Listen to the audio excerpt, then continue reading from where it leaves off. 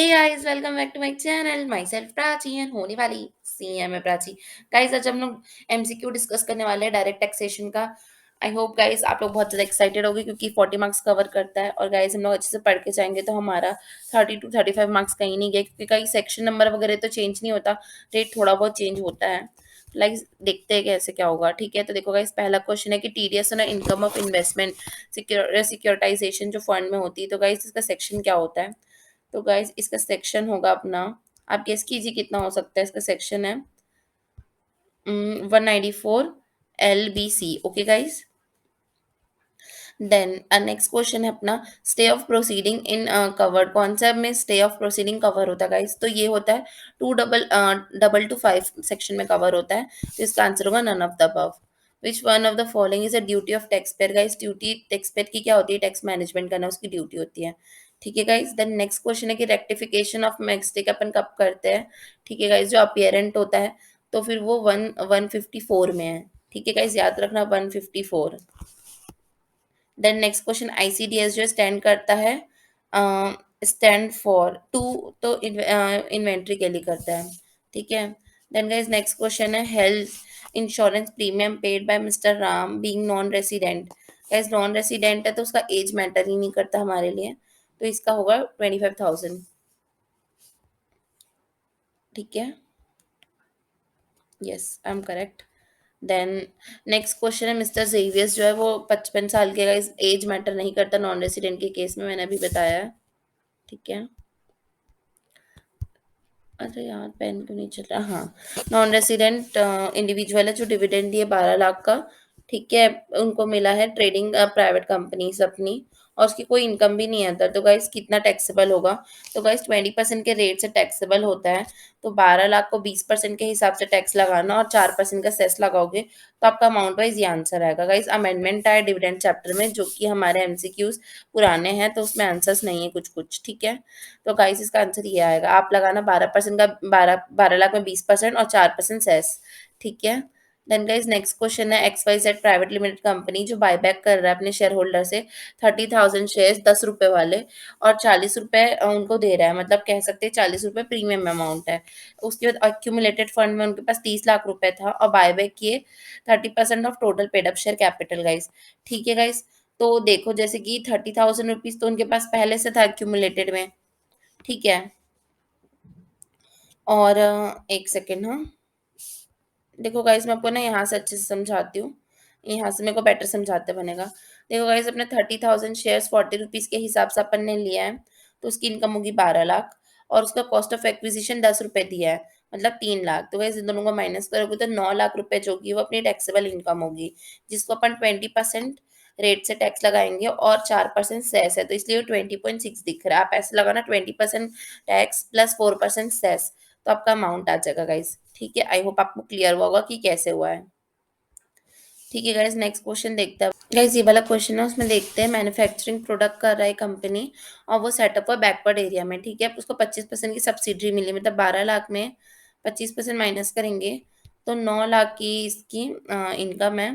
ठीक है, इनकम मतलब जनरेटर है, इनकम नहीं सॉरी, जनरेटर है 9 लाख का। ठीक है गाइस, इसका डेट देख लो 15/12 है, मतलब ये हाफ ईयर से कम में खरीदा है, मतलब 50% प्रोविजन लगेगा, तो 15% टैक्स लगेगा और उसका 50%। ठीक है गाइस, इसको आप कैलकुलेट करके आंसर जो आएगा वो टिक कर लेना।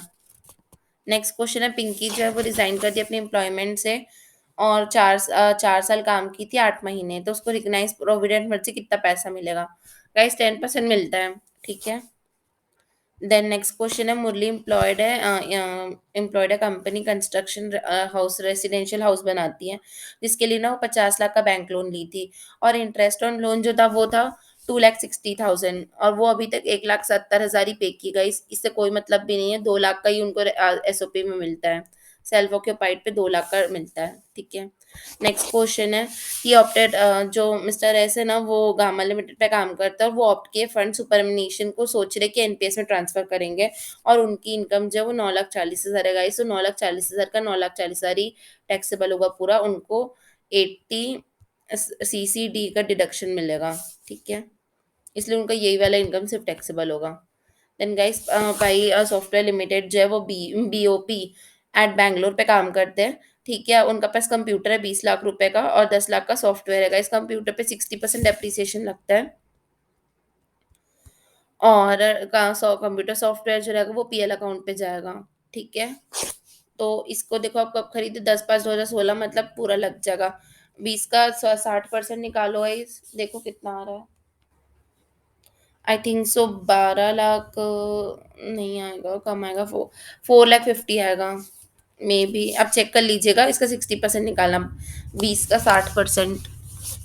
उसके बाद फिर बीटा लिमिटेड जो है मुंबई की, उसकी सब्सिडरी है यूनिटी यूएसए की, ठीक है? वो परचेज करी वहां से गुड्स। तो अब पूछ रहा है इसकी ये अपना ट्रांसफर प्राइस एडजस्टमेंट का क्या लगेगा गाइस। तो हमेशा याद रखना परचेज प्राइस ज्यादा होती है एमलन प्राइस से, तब होता है ट्रांसफर प्राइस एडजस्टमेंट, ठीक है गाइस? इसका कॉमन सेंस कैसे लगाना है कि देखो, अगर परचेज ज्यादा रहेगा ना, एक सेकेंड, हाँ, देखो परचेज अगर ज़्यादा रहेगा, तो ज़ाहिर-सी बात है प्रॉफ़िट कम रहेगा। जब प्रॉफ़िट कम रहेगा तो टैक्स भी कम रहेगा, जो कि हम कभी नहीं चाहते, इसलिए परचेज़ प्राइस हमेशा ज़्यादा होना चाहिए। नेक्स्ट क्वेश्चन है गाइस, बी लिमिटेड जो है वो उसके पास रॉयल्टी 10 लाख की और वो पेटेंट डेवलपमेंट रजिस्टर करवा रही है इंडिया पे। उसका अपन को इनकम टैक्स पूछा है तो गाइस 10% लगता है। In case of assessee who is covered under section 44 AD the amount is payable at advance tax. Guys advance tax कब पे करते हैं पूछ रहे हैं, तो एडवांस टैक्स की पेमेंट की डेट है 31 मार्च, बट मैं एक बार चेक कर लेती हूँ। 15 मार्च है गाइस, 15 मार्च है इसका डेट, ठीक है? अकॉर्डिंग टू अपना आंसर की 15 मार्च को 44 एडी वालों को एडवांस टैक्स काटना पड़ता है। When motor car acquired 12 lakh की जॉनसन ने एक्वायर किया था, देखो गाइस 1/11 को, ठीक है? बैंक लोन लिया था 10 लाख का। तो फिर पूछ रहा है कि टीडीएस कितना कट करें, तो गाइस पूरे अमाउंट पे टीडीएस कट होता है, तो 12,000 होगा 1% के हिसाब से, ठीक है? सी वाला आंसर है। देन का नेक्स्ट क्वेश्चन है, मिस्टर अरुण जो 50 साल के हैं, उनके पास बिजनेस लॉस है 15 लाख का और उनके पास अनएक्सप्लेन इनकम है 20 लाख की। तो गाइस 20 लाख की अगर अनएक्सप्लेन इनकम रखे हो आप, तो फिर ये तो भूल जाओ आप, बल्कि इसके ऊपर आपको 30% प्लस 4% सेस लगेगा। कैलकुलेट कर लीजिएगा आप, okay? Then guys next question है, in December 2016 Excel limited and exceed limited got amalgamated. Guys ये दोनों मिलजुल के एक साथ काम करेंगे बोल रहे हैं, उसके लिए उनके पास 10 लाख का उन्होंने खर्चा किए हैं और वो एक्सपेंडिचर जो है वो लेना चाहते, तो गाइस हमेशा ये 5 हिस्सों में बंटता है, ठीक है? नेक्स्ट क्वेश्चन है, वीनस ट्रेडर लिमिटेड जो है वो टर्मिनिक ट्रेड करती है, जिनका टर्नओवर है 200 लाख, ठीक है गाइस? रेलवे से कर रही है, फ्रेट उन्होंने 1,40,000 दिया है। तो गाइस अगर आप रिटर्न फाइलिंग करोगे ड्यू डेट के साथ, तो आपको डिडक्शन बिल्कुल मिलेगा। एक कैपिटल एसेट है प्राइवेट लिमिटेड कंपनी का, तो गाइस उसको 24 मंथ तक संभाल के रखना पड़ता है लॉन्ग टर्म बनाने के लिए।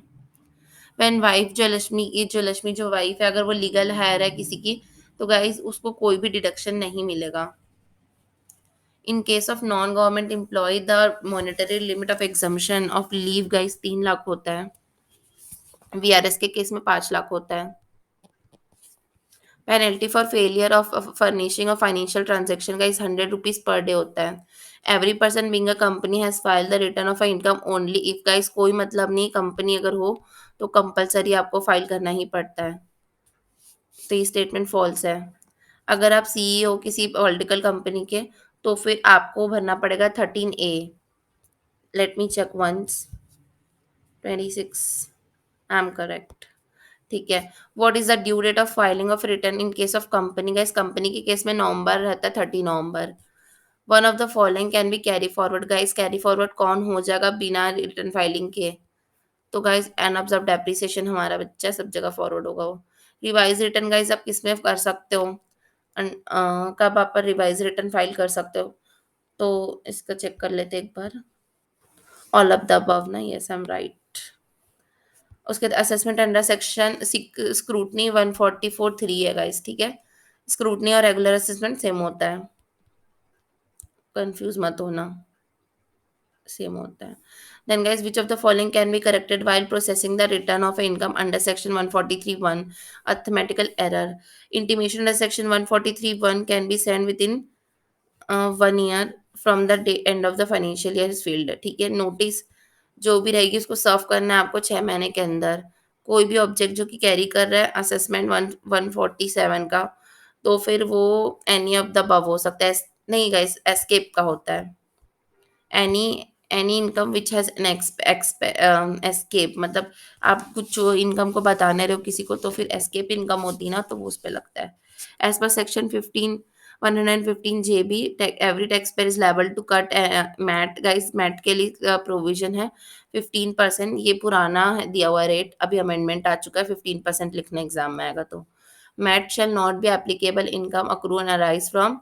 गाइस याद रखना, इंश्योरेंस कंपनी होता है हमेशा, या फिर अपना टोनेज होता है, ठीक है। टोनेज और इंश्योरेंस होता है। बुक प्रॉफिट जो रहता है गाइस, शेड्यूल 3 में दिया हुआ है। नॉन कॉर्पोरेट टैक्स पेयर जो रहेगा वो एएमटी कितना परसेंट फाइल करता है गाइस, 18.5। ठीक है, अगर कोई नॉन कॉर्पोरेट टैक्स पेयर है जिसका एएमटी अप्लाई किया है वो, तो गाइस इसका मैं मसला एक्रोनिम बनाई हूँ, ए फॉर एएमटी ना, तो वो भरेगा सी में, 29 सी में। और बी में कौन भरेगा, मैट वाला भरेगा, ठीक है। ए फॉर एएमटी, बी में भरेगा मैट और सी में भरेगा एएमटी। ठीक है, देन गाइस नेक्स्ट क्वेश्चन है, व्हाइल कंप्यूटिंग बुक प्रॉफिट 15 जेबी का, तो कौन सी रिक्वायरमेंट है जो कि रिड्यूस हो सकते हैं अपने नेट प्रॉफिट से। तो देख लेते हैं, अनऑब्जर्व डेप्रिसिएशन या फिर अनऑब्जर्व डेप्रिसिएशन और losses whichever is lower रहता है, वो करते हैं guys. Which of the following adjustment 15 JC total income required to among, इसमें से बता दो गाइस। तो इसमें से ना आपको डिडक्शन मिल जाता है ये वाला। ये other than income based deduction के अलावा रहते हैं ना, इसलिए इनको इसका मिल जाता है डिडक्शन। मैट जो रहेगा गाइस 15 साल तक कैरी फॉरवर्ड कर सकते हो उसकी क्रेडिट आप। जनरली जो डोमेस्टिक कंपनी होती है उसके ऊपर 30% टैक्स लगता है, बस एक सरकमस्टांसेस है जब 25 लगता है। कैसी पुराना लॉ का दिया हुआ है लिमिट्स, अभी नई लॉ के लिमिट के हिसाब से मैंने ये पॉइंट खुद से बनाया है। जब आपका टर्नओवर जो है ना 19-20 में 400 करोड़ से कम रहता है, तब आप 25% लेते हो, अदरवाइज 30% लेते हो। Okay guys. Then guys next question है, एज पर सेक्शन 178(3) द सीए, गाइस जो रहेगा सीए ही काम करता है ये टैक्स वैक्स का, तो उनका ही काम है, ठीक है। उसके बाद फिर एज पर section dash the tax authority is direct tax payer to give account audited to CA. Guys इसका मैं याद कराने के लिए कि गाइस इसमें 2 सीए लगते हैं, इसलिए 144 2 ए होगा इसका। ठीक है गाइस, फिर नेक्स्ट है कि number of rectification can be passed after expiry, तो गाइस इसका आंसर आएगा 4। ठीक है।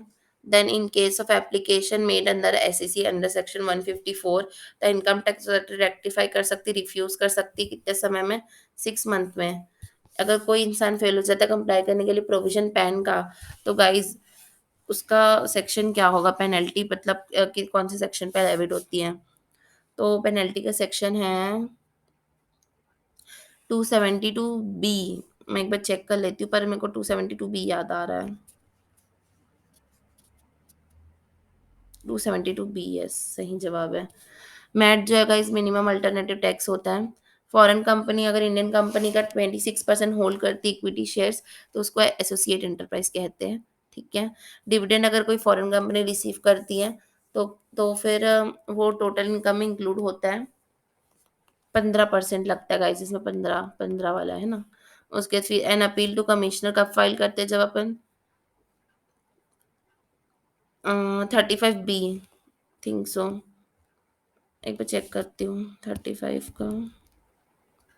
गाइस 35 लगता है सिर्फ 35, हाँ 3-5। कैसे गाइस, इसका इसका हिंदी में मैंने बनाया है कि 3-5 मत करनी तो कमिश्नर पास ले जाओगी। ठीक है, 3-5 मत करनी तो कमिश्नर पास ले जाओगी। फिर नेक्स्ट है guys, section dash is order against appeal of commissioner. Guys appeal upon commissioner के अपील के अगेंस्ट क्या कर सकते हैं गाइस, तो इसका नया है कि 3-5 करेगी तो कर, मैं तो 4-6 भी कर सकती हूँ, है ना। तो मेरे ख्याल से ए होगा इसका। यस, सही सही गाना बनाया था मैंने। 3-5, वो 3-5 कर रहा था, इसलिए हम लोग 4-6 के पास आ गए। ठीक है गाइस। उसके फिर नेक्स्ट क्वेश्चन है, commissioner of income tax is first appeal होता है गाइस, ये एपिलेट के लोग में, एपिलेट वाले में। ठीक है। देन गाइस हमसे पूछ रहे कि एडवांस टैक्स ऑन और बिफोर कब तक अपन को पे करना है। फाइनेंशियल ईयर का तो 31 मार्च होता है। एज पर section 142 A the valuation officer report देता है एओ को 6 मंथ के अंदर। हाँ, 6 मंथ के अंदर देता है।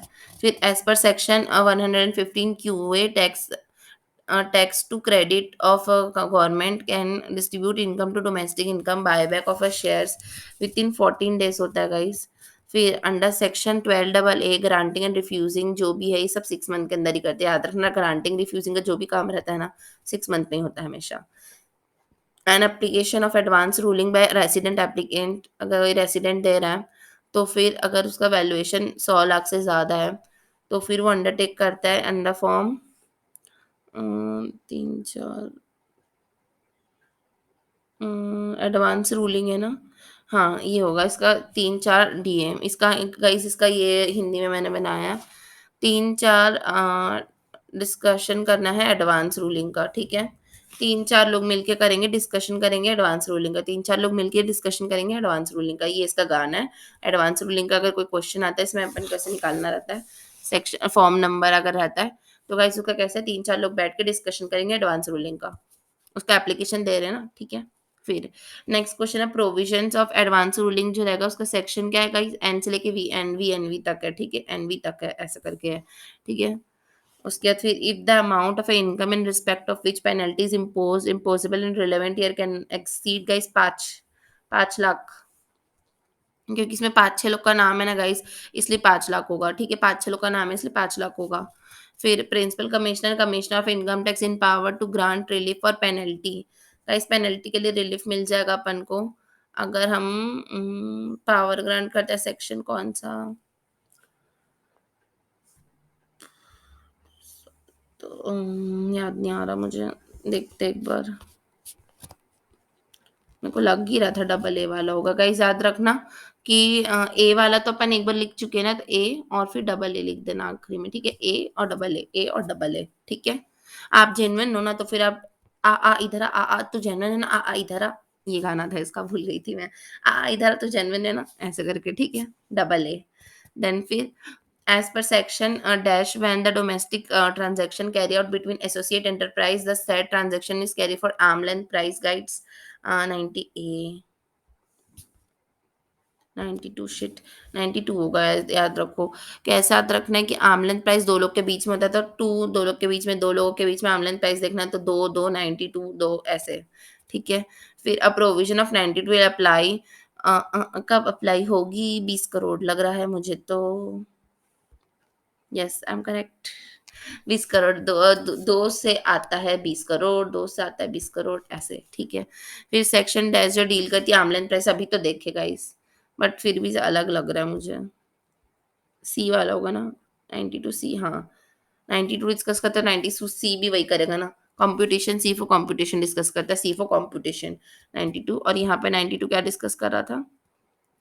Domestic transaction carry out between the associate, मतलब उनके बीच का ट्रांजैक्शन 92 बताता है, और सी जो रहेगा वो क्या बताएगा? Competition. Arm length price determine कौन करता है गाइस? इसमें से कौन सा मेथड होता है? रहता है मेथड बहुत सारा, बस इसमें से ये तीनों तो बिल्कुल नहीं है।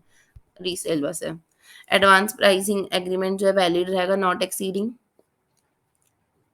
5 इयर्स। Yes 5 years. फिर एज पर section 94B advance interest expenses claimed by entity associate enterprise restricted to guys 30% होता है, तो मैं एकदम 100% श्योर हूँ, ठीक है? If the person fail to keep और मेंटेन इंफॉर्मेशन डॉक्यूमेंट 92D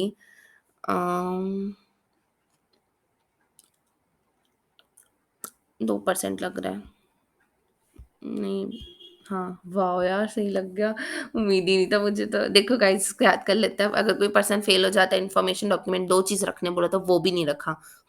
2%, दो चीज रखने बोले तो वो भी नहीं रखा, 2%, ठीक है गाइस?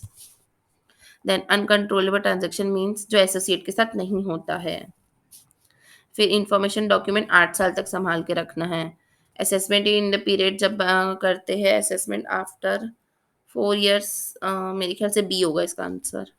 नहीं, इसका answer none of the above होगा। Yes none of the above, 1 साल का ही टाइम मिलता है।